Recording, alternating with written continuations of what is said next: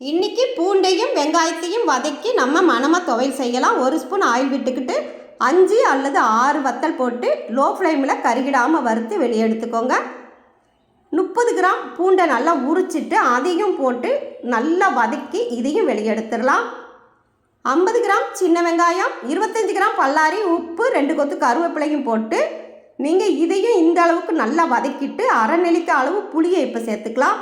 திரும்பவும் நல்லா வதக்கிக்கோங்க. அப்போ தான் 2 நாள் ஆனாலும் நம்ம அதிகமாக யூஸ் பண்ணி ஸ்டோர் பண்ணி வச்சுக்கலாம். இதையும் ஆற வச்சுட்டு ஜாரில் போட்டு 60% நீங்கள் அரைச்சி எடுத்துக்கோங்க. ரொம்ப நைஸாக அரைச்சிடாதீங்க. நம்ம இட்லி, தோசை, பூரி, சப்பாத்தி எதுக்குனாலும் வச்சு சாப்பிட்டுக்கலாம். அவ்வளவு நல்ல மணமாக டேஸ்டியாக இருக்கும்.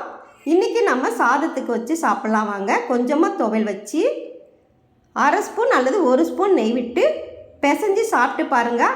அவ்வளவு அருமையாக டேஸ்டியாக மணமாக இருக்கும். ட்ரை பண்ணி பாருங்கள். தேங்க்யூ.